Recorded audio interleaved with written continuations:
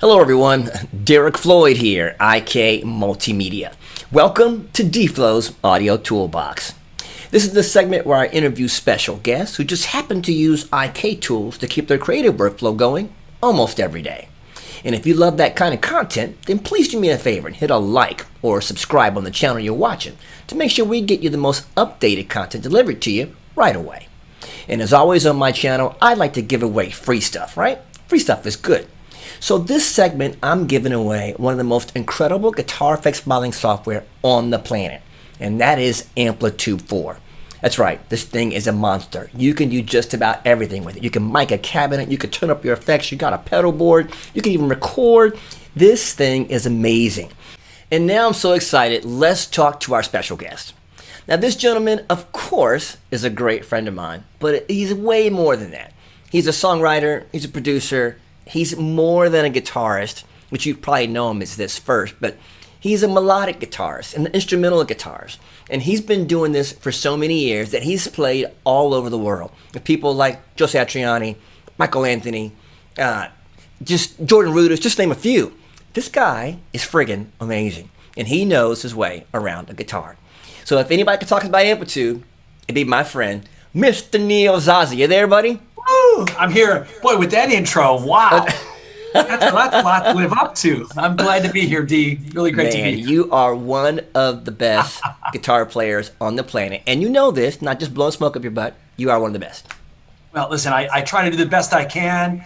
And, you just try to do a little melody every day. I mean, I just do what I do. So people know you from so many things. You've been recording for so many years, and I think the one thing that always stands out when I think about you is your One Silent Night, which is your Christmas thing. But we'll talk about that later. But just knowing that you've been doing this instrumental guitarist thing for so long, and you've played with so many, it just blows my mind. Thanks for being here for us today. Oh, it's my pleasure, especially because I'm really an IK guy. I use so much of the stuff. Like this is second nature to me. I love it. So great to be here. Thank you for having me. So you've been an instrumental guitarist for years now. Are there any specific pieces of gear that you have to have when you're making your guitar player, when your guitar sound? I definitely would say not to go to the most obvious thing right off the bat, but a really nice guitar, something that really feels good. And as far as my prerequisite for gear, it has to be inspiring, no matter what it is. If it's a physical, if it's a pedal or the guitar itself, or if it's a piece of software, it's got to give me a little mojo. It's got to give me a little nudge where I feel like, yeah, I could really do something with this, So I mean, what are hardware pieces? Are there specific hardware gear that, I'm a Fender guy or I'm a whatever guy, all these particular pedals and cabinets and out there? Are there ones that you think this is what makes sound for me? I have to tell you, no, as crazy as that sounds. So for me, I always believe that the tone is in your fingers, right? Everyone always thinks it's some external piece of gear. So as long as I have a guitar that feels good and I'm comfortable with, then that's my number one thing where I can just actually feel relaxed and start creating and playing and expressing and all that. So as far as amps, I do I like some gain, and there a lot of guys can play with a clean amp, maybe a Fender Twin or something like that. But for me, I need that creamy sustain because I view the lead guitar as a lead vocal, so to speak. So you want that sustain, you get that nice vibrato. So maybe not necessarily a brand of amp, but certainly something that's going to give me that expressiveness that's going to make it sound kind of vocal-like. So for a guitarist, then, you would absolutely say it's all about the tone. There's no question. And you really realize how much, as a player and a performer and a composer, you rely on the tone, because if you get on stage, maybe your amp's broke or you're not getting the tone that night, your performance is not going to be great. You're pushing it, you're trying, but when you get a tone that feels right, it's giving you what you need out of it. That's kind of letting you just express what you need. Like the tone is getting out of the way, and it's just being a conduit to what you want to express musically. That's where it all exists. So tone is paramount. A guy with bad tone, and when he knows it, he's going to play horrible, and vice versa. Well, I mean, when I think of tone, I think there's so many different guitar players that have I would say a signature tone, a signature sound. The Satrianis, the Van Halens, and the Zazas. Yeah. So what makes Zaza's signature tone? For me, it's all about the, not to use an Eddie Van Halen term, but I really have to. It's about that brown sound, that cream sound. You know, that there's something where the notes kind of cascade into themselves when you play a chord, or you do something where it kind of is an exponential explosion. This is what happens when I try to use words to describe musical feelings, right? You come up with this, but there's a sustaining, there's a singing part of it. And if you have enough gain and enough, it's tweaked just right and the tone's perfect, then it starts feeding back, and then it gives a vocal quality. So yeah, it's all really, really important in that way. And every little nuance is what pushes us as players. So, you know, you want to say the gear doesn't matter, but the gear really does matter to how we're going to express what we feel. So you obviously write a lot of your own music, and, you know, how has technology changed your workflow and what you do? Well, it's enabled me to be creative and do my work really anywhere. So, let's just talk about AmpliTube right now. You know, we might as well that was the next question. How did you discover AmpliTube? I know where you were going with that. You know, something like AmpliTube really is, and I don't want to be dramatic about this, but, you know, you have to say it's game changing, and it's, in a way, it's musical life changing, because now, I can get the tone that I want, whatever amp it is, whether it's Marshall, a Boogie, an AC third, whatever it is, I can get it anytime, anywhere, and I can get to work anytime, anywhere. So, you know, a big thing for me is when I'm writing for the next record, it always seems like I'm writing on the road because I'm touring. So I know I can dial up a tone in my DAW, in my hotel room in China, and I'm working instantly, and it sounds great, and it's inspirational. So to say this new way of creating, it really has made a difference in how I do things and when I do things, and the creativity level of how I do things, for sure. You made a great statement that you can, with software, with our technology, you can pull up where you were at and go right back to the moment with the right tone wherever you are. If you're in China, if you're in the U.S., if you're in the hotel, if you're on a plane and you listen to it, it's still right there. So technology allows you to get right back to the moment, right? Right. And really, you know, speaking about gear as we just were, you want the technology and the gear, whether it's high tech, you know, whether we're doing something on an iPad or we're using an old school amp, you want that technology, that machinery to get out of the way, so there's a conduit from you and your music and your guitar to the end result. So that's what's great, is you can pick up exactly where you left off. You're not thinking about, do I have to re-mic? Is, you know, the mic gremlins, did I put it a quarter inch different or something like that? It's fantastic. Yeah, those are crazy, man. When you got to go back and remember the measurements, you had it from the corner, I had it way back here, but I had the volume over here, and that's madness. And, right? And you're putting tape on the grill cloth, but you know it's almost a double-edged sword. And I mean this in a good way, because, you know, with AmpliTube, you can choose all the different microphones that I would never have access to, right? You know, normally 57 and you put it up and that's about all. But now you have so many options, all the different microphones. You can move it around, and there's the other view where you can pull it to here. And see, now you're going to the next question. You're always ahead of me. You're always ahead of me. See, you're always ahead of me. It's when we do this together. We're like-minded. We're the best team, man. So the question was going to be, with AmpliTube, do you find yourself being more creative, more out of the box, because you have all these different components to change, like microphones and cabinets and rooms, and just you can change so much in the program. Are you more creative with it now? Absolutely. And it's always, excuse my poor analogy, but it's almost like the old way of doing things. You baked the cake immediately. So you would mic up something, and there's your tone. So you do have to make a decision at that point. With AmpliTube, I can get the tone that probably 98% I'm going to look for, because every song is built on a certain tone. So, but now, for instance, like I'm mixing this new project I'm doing, I think I'd like to get a little bit of a different tone from the last track. So, I will bring it up. I will move the mics a little bit. I will change the mic. And it's after the fact, because I never baked the cake, so to speak.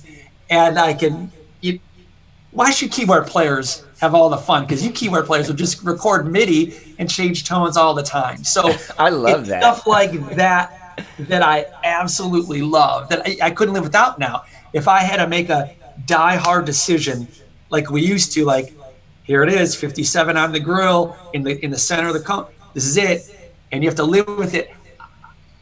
I respect what our predecessors used to do, but I don't know if that's the way I really want to work now, So anyways, I love your analogy of the cake is baked. You can't go back and unbake it. This is it. You can't go back. Now you can just throw a little stuff in there, mix up a little bit. I don't like that one. Throw it out, get another one. You can keep trying till you get the flavor just right.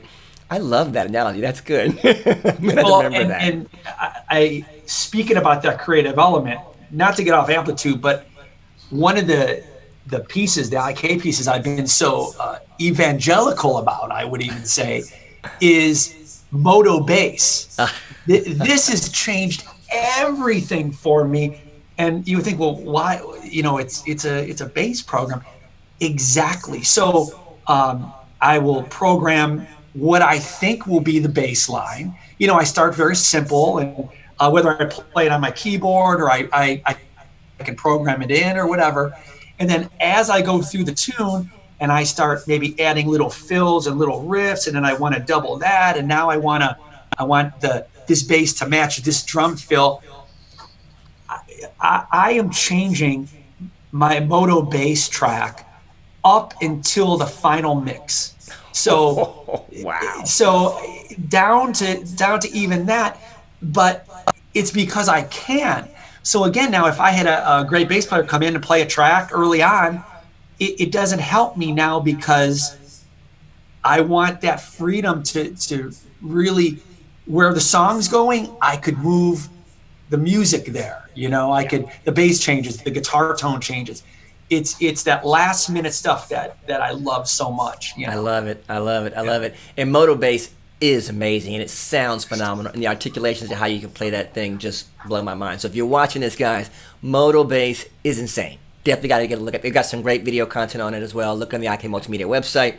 There's some great stuff on our YouTube channel too. So moto bass, ridiculous. Yeah, absolutely. What about the emulations in AmpliTube? I know there are multiple ones. We modeled after so many great products like the Mesa Boogie, the Fender, the Orange. I mean, there's so many great branded manufacturers in there. How do those emulations sound compared to the real ones when you listen? They sound great, and they sit really good in the mix.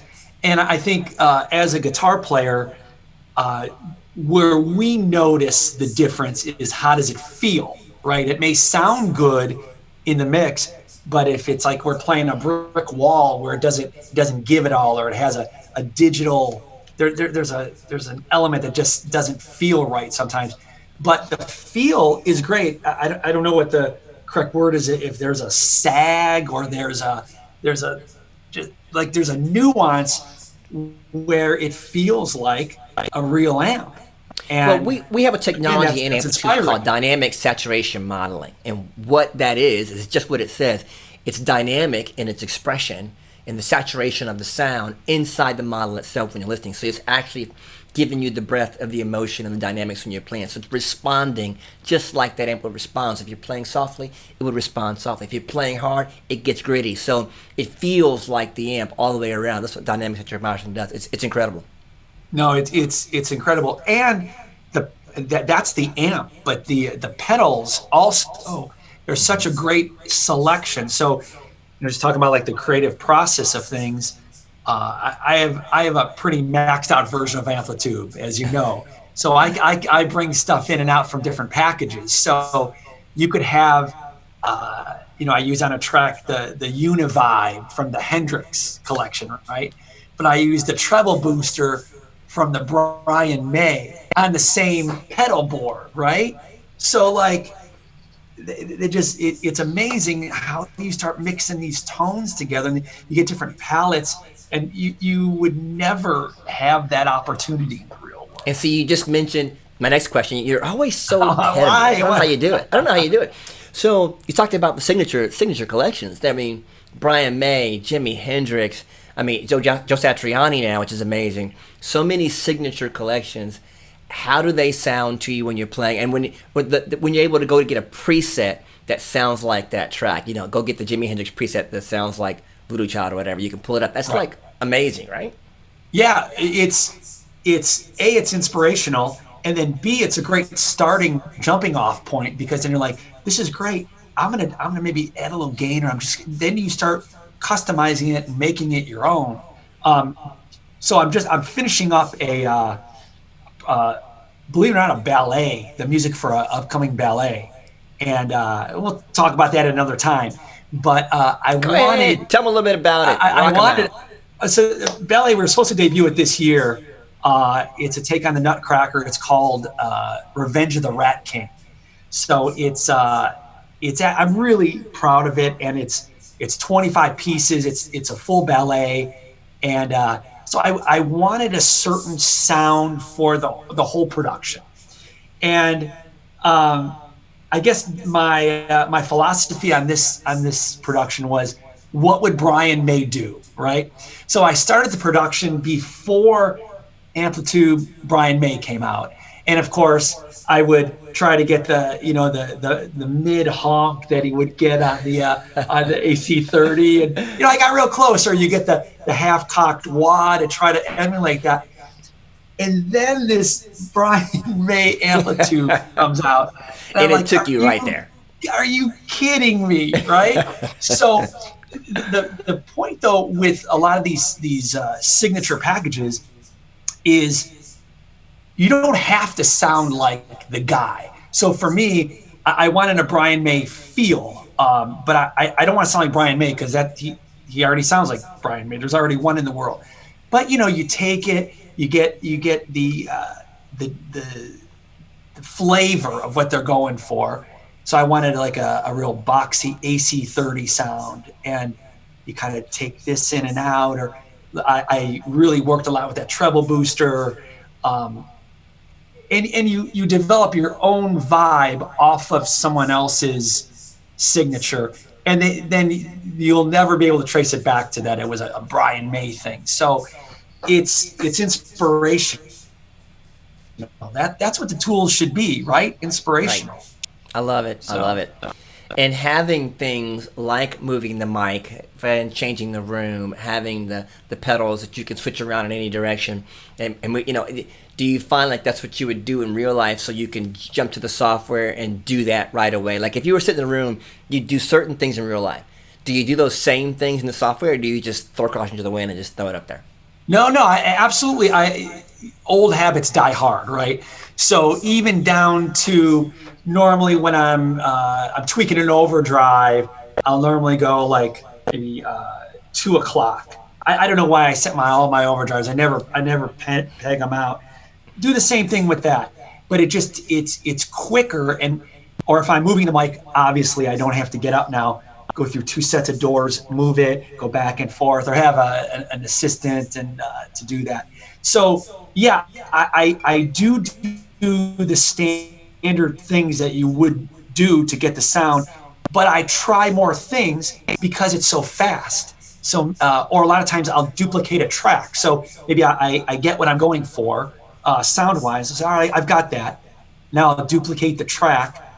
Now I'll try something totally different to see if I can up it, if I can beat that tone, or I can beat that sound or something. Or maybe I think I would use a Univibe, but maybe I'll use a phaser instead. So because it's so convenient, I can work fast and I can get better creative results. The tools disappear. I love it. I love it. Yeah. So with so much going on, so much technology, you being a big fan of AmpliTube all these years, can you tell me your most favorite component or most favorite part of AmpliTube overall? What's the best thing about AmpliTube in general in your part? Like, is it the stump pedals? Is it the microphones? Is it the cabinets? Or what would you say is your best part? I would say it's my favorite thing has always been the Marshall emulation. Like, it just sounds right. And so anything past that, anything we add on to that amazing emulation, I can try other pedals. It's extra frosting on the cake that already tastes good. I can try another mic, but I've already got the sound. So now maybe you can add an nth degree. So if you start with good stuff, for me, which is that Marshall emulation. Which Marshall? I think it's the 800. Yeah, it is the 800. What am I saying? I think it just sounds right. It's dirty, but yet it has a clarity to it. It has a little hair on it, has a little high end, but the high end cuts through really nice in the mix. So I rely on it for most everything. Well, you have been an incredible guest, buddy, and I'm down to my last question, which is the easiest one, which you've kind of already answered, but just to kind of throw it out there, if with you, an artist, producer, songwriter, guitarist, you can buy whatever gear you want. You can get whichever one you want, and any software, any hardware, you can get it. But you chose AmpliTube, and if you're a young guitar player out there just getting started, what would you tell that guy? Why does he need AmpliTube? I mean, you told a bunch of reasons, but what would be the 1-2 sentences you would say to him to go, you need to get AmpliTube today if you're starting out with a guitar player? I'd say because it's twofold. A, you can sound like some of your idols. If you are a Slash guy, that's a good starting point. But the tools that AmpliTube offers, you could go past that and you can find out your sound, your particular sound. And that's really the best thing that you could possibly do. You start one place, but you end up where you are. And AmpliTube allows you to do that, so. That's great, man. And you know what? You're always an awesome guest, and we always think alike. So it's like talking to brothers. We're just good. It's easy, man.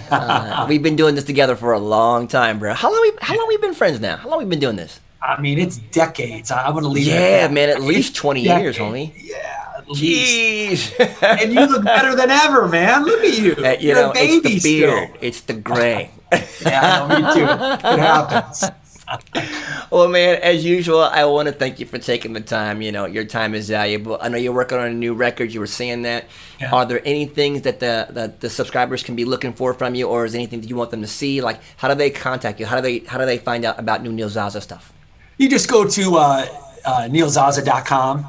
Of course, everyone, 2020, if I can say it, it's been a dumpster fire for everything in the arts, right? But, we got to use it creatively, and we got to use it positively and constructively. So for me, I'm finishing up this 25-26 piece, ballet, Revenge of the Rat King, which I guess it'll be 2021 now before we see this thing. And then have a new record in the works. But I'm sure everyone's saying the same thing. I got a bunch of new music coming out because we ain't got anything else going on. But it's good. I'm really, really excited about it. And, everyone needs to stay safe. But I'm going to say that it's working good for me because it's giving me time to be off the road, which I would not. I'd be gone most of the year. And I can actually dig down deep and come up with some good music. So nice. 2021, nice. I'm gunning for you. And how do they find any of your previous music? Are you on Spotify, iTunes? On Spotify, on Apple Music, on all that. Yeah, absolutely. Okay, so just type in Neil Zaza and boom, you come up. You'll find something. That's right. Yeah. All right, man. As always, you are the bomb. Thanks for spending the time with us. We look forward to seeing some more Zaza in 2021. Let's do it, guys. Let's do it. And for all you subscribers out there, now it's time for the free stuff. As you know, it's always getting to the end of the segment to get free stuff. Now, if you've been paying attention, then you know that Zaza had a couple of favorite pieces that he used inside of his sound, his tone. He named the amp that he likes the most just a minute ago. Maybe you were listening. But if you got this, if you can give me the amp that he just said he loves, he starts with this amp on everything, you can win AmpliTube 4 today. So there it is. Put it in the chat right now. First person in this whole group here is going to put which amp he wants to use. He starts off with every time. Put it in the chat, and we will choose that person to win a copy of AmpliTube 4. Now, as usual, we want to go ahead and have you email us at social@ikmultimedia.com once we get that out there for you, and we will make sure we get you your brand new serial code for AmpliTube 4. So stay on it, guys, to see who wins this prize, and we look forward to seeing you again next week at DFlo's Audio Toolbox. Have a great one, guys. Take care. Wash those hands. Be safe, and let's see who's winning this prize. Take care, guys.